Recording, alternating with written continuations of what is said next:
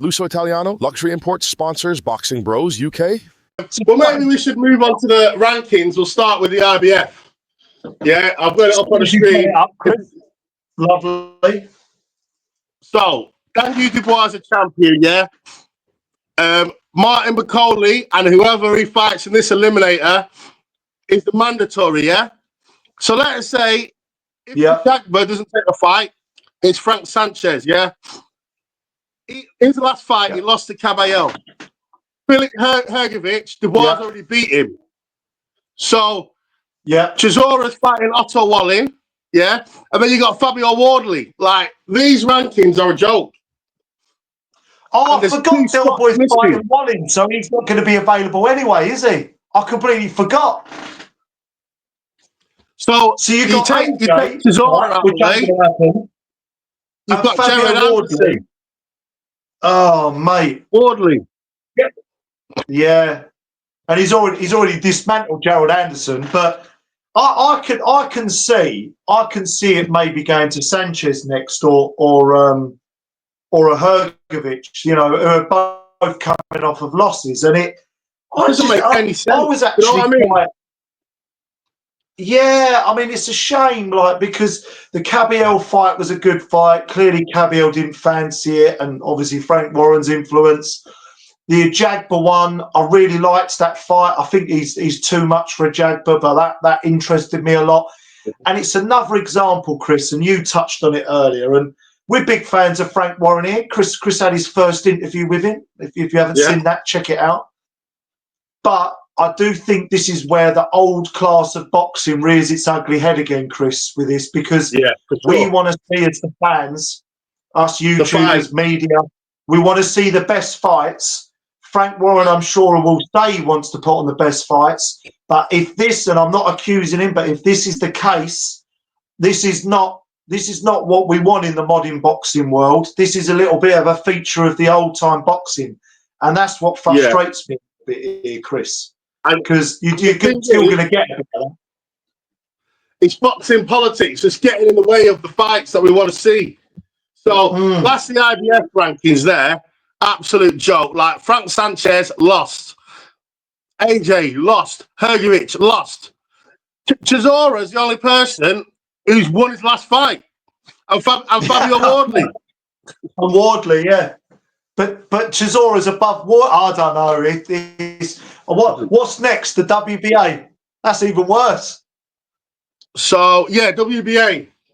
Wow. This is even worse. I don't even know where to start with this. This is a joke. So, you've got Fabio Wardley is number one. Kubrat Pulev is the regular champion. The reason why Martin Bacoli's been taken out is because he's fighting in a final eliminator for the IBF. That's why his ranking's gone down recently and Wardley's gone up. And then once that fight gets signed and they have that fight, he will either be removed from the rankings because he's got a mandatory on the IBF, or he'll go even lower, because that's just how they do it. It's not on merit. It's on who you pay your sanctioning fees to in the future. That's how they do it. So you take Martin Bacoli out, and this is what we were talking about. So there's a potential, a final eliminator for Alexander Usyk's WBA belt, Fabio Wardley versus Michael Hunter.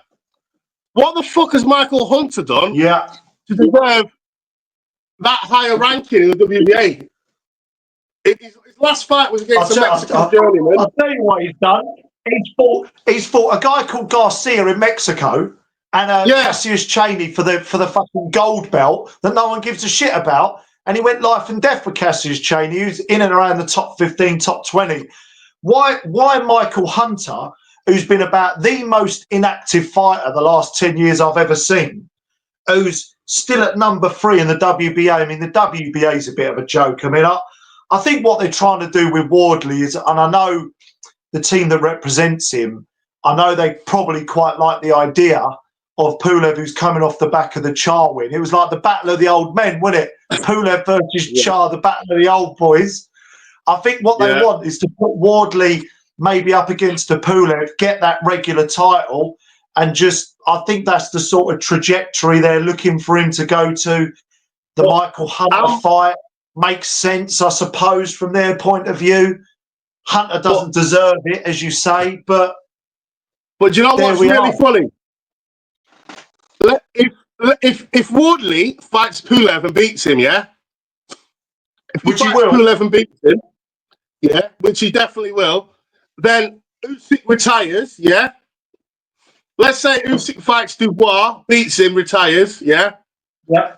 Wardley could potentially be fighting Michael Hunter or Pero or Tyson Fury, like them for the WBA title. I know. For the super title. But imagine that's really good for Wardley, though. That'd be really good. Imagine, because they're all winnable fights for him. And Except for Fury fight. The British fighter, he's exciting, comes from that kind of, what do you call white it? Collar. The old white collar, and no real amateur pedigree, raw, but got a dynamite of a right hand. But that Pero, right? Imagine if he fights because this is where it's all about influence, sanctioning money, and all the rest of it. I was looking at Pero's record, right? Lenio Pero, number 4 with the WBA. The guy, he's had 11 fights, Chris, and he's not even had one 12-rounder. How the fuck is a guy 11-0 who nobody's heard of, fought nobody, not had one 12-rounder, and he's number 4 with a WBA? What's that about? It's a joke. Like, basically, Fabio Wardley could be WBA champion this year. Crazy. Yeah. Okay, next. We've got the WBO. Yeah. This one's interesting as well. So basically, yeah.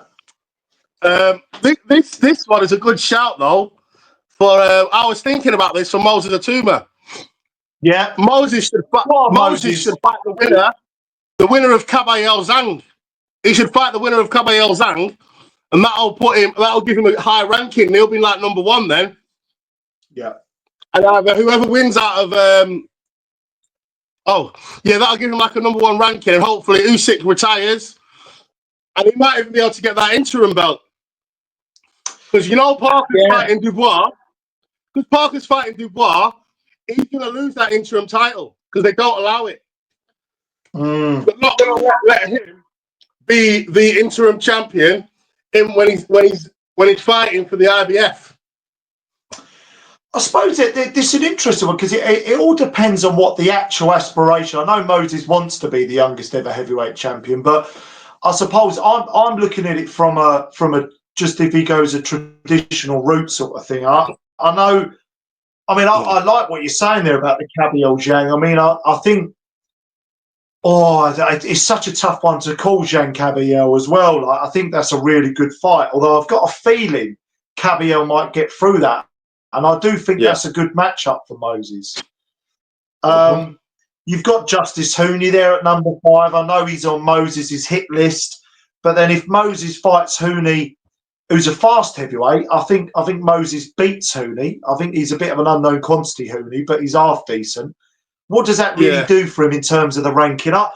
I don't know. Like with Moses, it's kind of an interesting one, isn't it? Is how quickly do you want to push him?